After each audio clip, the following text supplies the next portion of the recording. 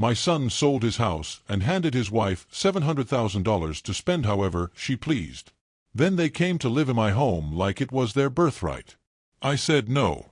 And my daughter-in-law slapped me in front of the neighbors. That same afternoon, I called my attorney.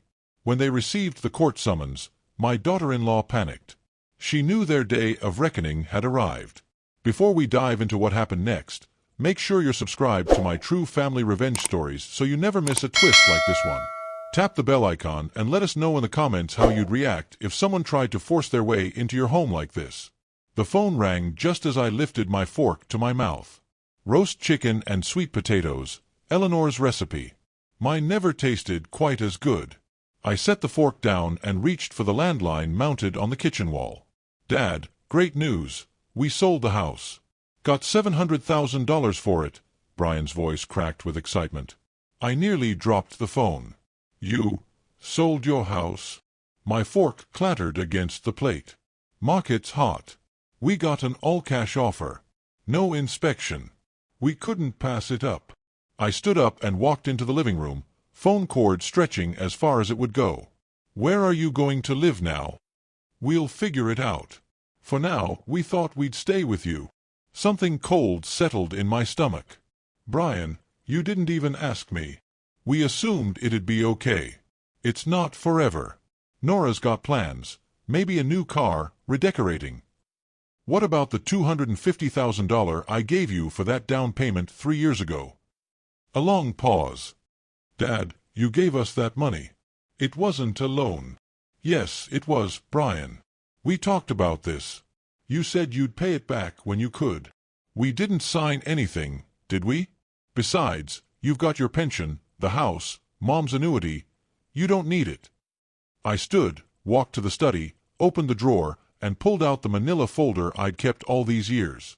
Brian, I have the bank records. $250,000 withdrawn in May 2020. You said it was for your forever home. Let it go, Dad. We're family. Family helps each other. Help goes both ways. You made a promise. Nora's waiting in the car. We have things to do. Thanks for understanding. The dial tone buzzed in my ear. I stared at the bank statements, at the thank you card Nora had written afterward. We'll pay you back, promise. The handwriting hadn't changed since she was a teenager writing notes for school. Back then, I believed them. I remembered that spring Sunday, the windows open, Brian and Nora at the kitchen table, begging for help. We've found our dream home. We're $250,000 short for the down payment. Eleanor would have wanted me to help.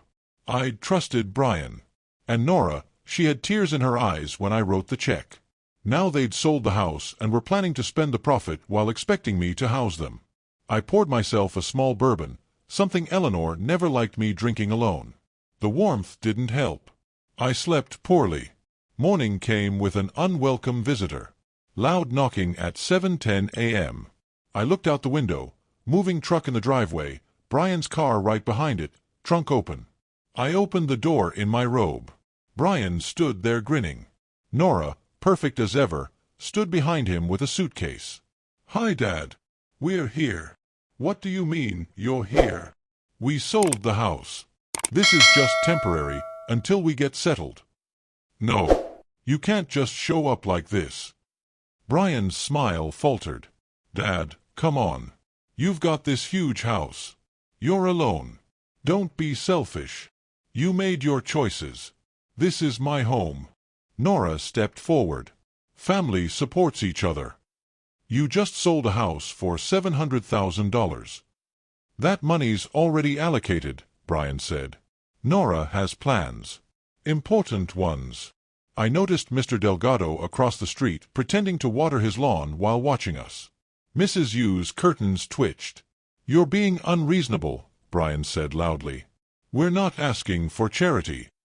You stole $250,000 from me. You gave it to us, Nora snapped. It was a loan. Where's the paperwork? Brian demanded. No papers, no loan. More neighbors appeared. The McLeans paused their walk. You know there's no paperwork, I said. I trusted my son. Maybe you shouldn't be so trusting, Nora muttered. Brian sighed. Let's just get our stuff inside. No. Leave my property. Brian stepped forward. Dad, you'll regret this. When you're old and sick. Is that a threat? It's reality. Nora got close. I smelled her perfume. You'll beg us to come back. Maybe we'll consider it. Leave now. She slapped me. The sound echoed. My head snapped sideways. Mr. Delgado stepped forward. That's enough. Brian dragged Nora back to the car. You'll regret your greed, she shouted. They sped away, tires screeching. I stood in the doorway, holding my face. Neighbors watched. My humiliation was complete. Mr. Delgado approached. You did the right thing, Carlos. Don't let them make you doubt it. Did you see? All of it. So did the Hughes, the McLeans, and Tom across the street. I nodded slowly. That was assault. Plain and simple, Mr. Delgado said. Back inside, I went to the mirror. A red mark glowed on my cheek. A scratch from her ring stood out. Evidence. I returned to my study, hands steady. I opened the drawer again. The folder was labeled Brian Loan, 2020. Typed on proper letterhead, signed by Brian, witnessed by my lawyer, notarized. No ambiguity. Loan amount, $250,000. Terms, repay within 5 years. No payments received. Interest, 8%. Total now due, $310,000. I ran the numbers. $60,000 in interest. I scanned the documents, made copies, labeled a new folder, Legal Action, Brian. I stared at Eleanor's photo. Her knowing smile. She'd warned me once, being nice doesn't mean being weak. She was right. I picked up the phone and dialed my attorney. Justice wasn't just coming. I was bringing it. The red mark on my cheek faded by the next morning, but the memory of Nora's hand cracking across my face had only deepened. Every time I glanced in the bathroom mirror, I could still see the humiliation staring back. But so too had something else taken root. Resolve. A quiet, deliberate kind that doesn't roar or rage, it simply sharpens. Saturday morning passed quietly. The autumn wind blew crisp against the windows, rustling the last golden leaves clinging to the maple in the front yard. I sat in the study with Eleanor's photograph beside me and the loan documents spread out on the desk. My attorney, Arthur Levin, had returned my call late Friday evening. We scheduled a meeting for Monday morning. In the meantime, he told me to gather all the evidence I had, and to keep a detailed journal of every interaction moving forward. So I wrote. I recorded Nora's words, her threats, her slap. Brian's insistence that the money was a gift. The dates, the amounts, the conversations. Everything. The next call came that afternoon. Dad, it's Brian. Look, about this morning. I said nothing. He continued. Nora got carried away. She didn't mean to hit you. We were just stressed. She assaulted me on my property. You're blowing this out of proportion. It was just a slap. And now you've admitted it. Silence. Then muffled voices, Nora's shrill whisper rising in the background. Dad, Brian's voice returned, strained now. Let's be reasonable. No lawyers, no court. We're family. You said the contract was worthless and threatened to fight me in court. Now you want reason. More silence. We'll find a way to stop you, Brian said, lower now, like he was warning me. Another threat. Keep talking, Brian. You're building my case. We don't have that money, he blurted out. We spent it. Then you'll liquidate assets. The Mercedes. The furniture. The spa packages. Or the court will do it for you. You're destroying this family. No, Brian. You and your wife did that when you betrayed my trust. He hung up. I documented everything, including the timestamps. Arthur would need a full timeline. Sunday was uneventful, save for neighbors stopping by to offer quiet support. Mrs. Yu brought homemade dumplings. The McLeans offered to testify if needed. Mr. Delgado insisted I call him if Brian or Nora returned. By Monday morning, The sun rose over a quiet street and a house that now felt less like a museum of memories and more like a fortress. I wore my best coat and headed to Arthur's office with a leather binder under my arm. Arthur Levin was the kind of lawyer you hire when you don't want emotion, you want precision. His office was all dark wood and soft lighting, a place where facts ruled and feelings came second. We went over everything. The signed contract, the lack of payments, the assault, the witnesses. "This is as straightforward as it gets," Arthur said, flipping through the papers. "We'll file for full repayment plus interest, $310,000 total. And we'll pursue civil damages for the slap, emotional distress, public humiliation. You have multiple witnesses." He leaned back in his chair. "This is going to get ugly, Carlos. Are you prepared for that?" I nodded. "I'm more than prepared. I've been quiet too long." We filed the paperwork that afternoon. Brian and Nora were officially served the next day. 3 days later, the phone rang again. "Dad." "Brian, you actually went through with it?" "Yes." "You're suing your own son." "I'm suing a man who broke a legal agreement and assaulted me through his wife." "She's your daughter-in-law." "She's an adult who committed battery. She wants to apologize." "I'll accept a written apology. And a payment in full." "This is blackmail. This is called enforcement." Again, he hung up. Arthur called that evening. "Their lawyer wants to meet. Wants to settle." We met 2 days later. The lawyer, David Chen, looked barely out of law school. Nervous, unsure, grasping for compromise. "Mr. Alvarez, my clients are willing to acknowledge the loan and propose a repayment plan. $40,000 now and $1,000 per month until it's paid." Arthur smiled. "That would take over 22 years. Carlos is 70. "No." David stammered. "It's the best they can do. They bought a Mercedes and designer furniture. They can liquidate. This is about family." Arthur cut him off. "This is about a legal contract. And an assault. We offered terms, $310,000 in 60 days. Or we go to court for full repayment, asset seizure, and $50,000 in civil damages."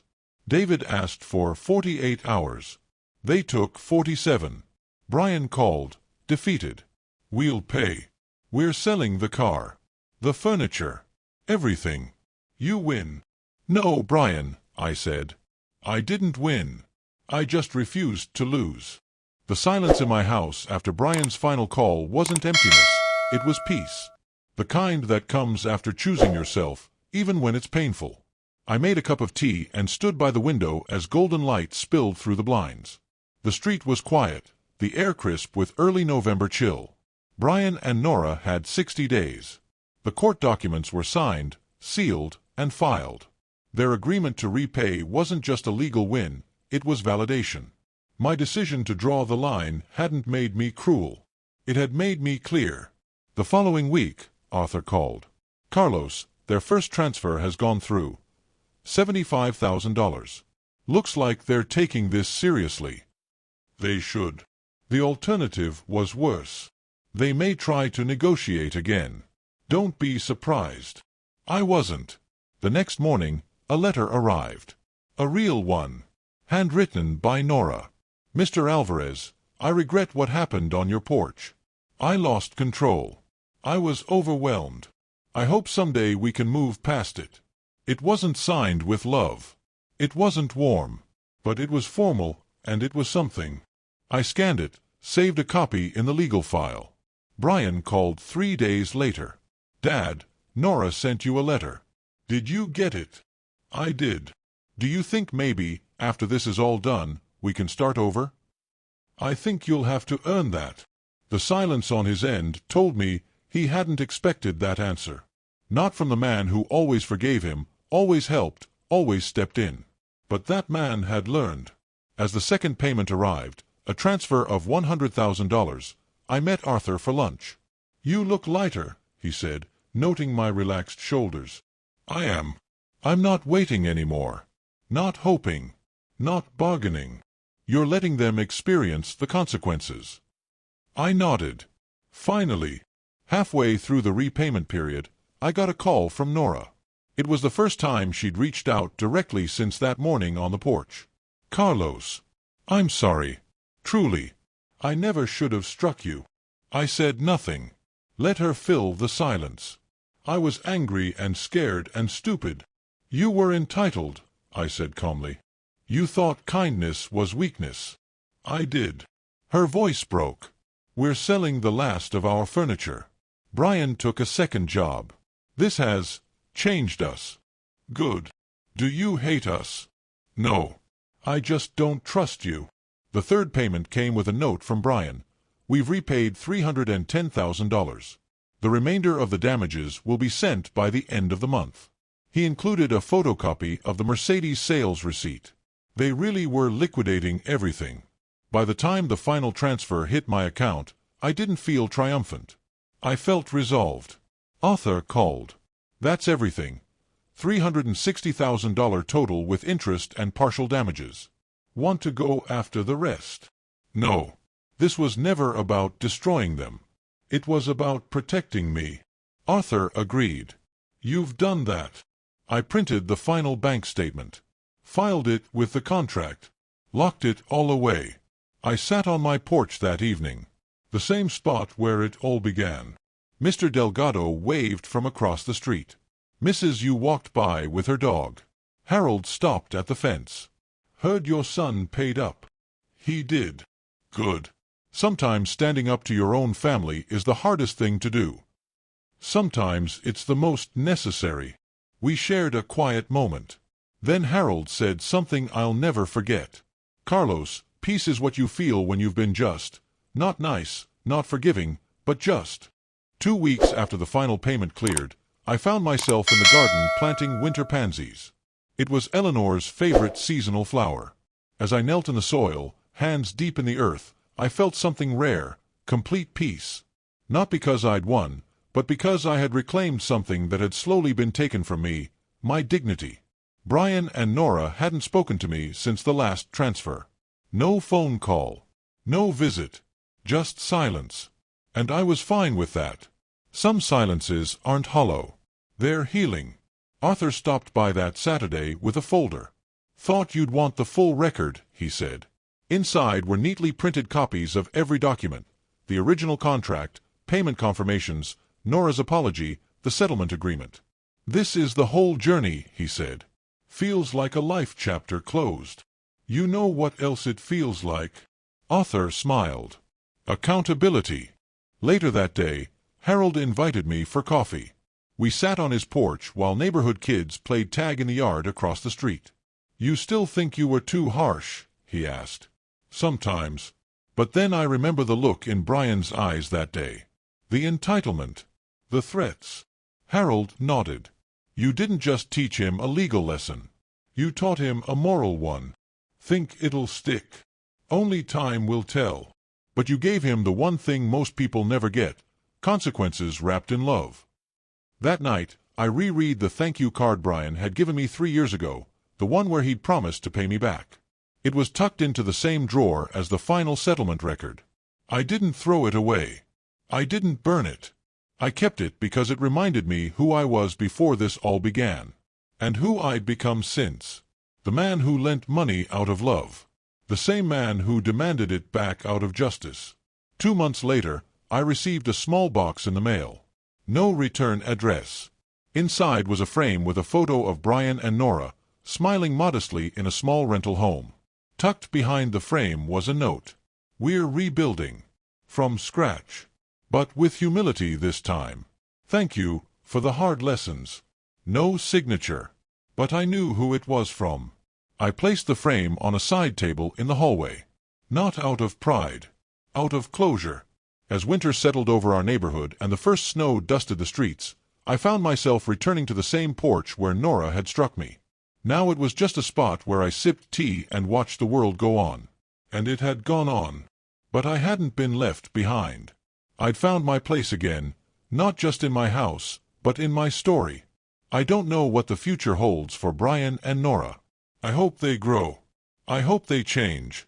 But whether they do or don't, I'm no longer responsible for carrying their weight. I did my part. I held the line. I defended the home I built and the values Eleanor and I raised our son with. And I did it without screaming, without violence, without revenge. Just law. Just truth. Just the quiet strength of a man who refused to be stepped on one more time. If this story spoke to you, subscribe to my True Family Revenge Stories and let us know in the comments what moment hit hardest for you. Justice is not about rage. It's about resolve. And sometimes, it's your quietest decisions that roar the loudest. Thank you for watching. To hear another powerful story of family, betrayal, and justice, click the video on your screen now.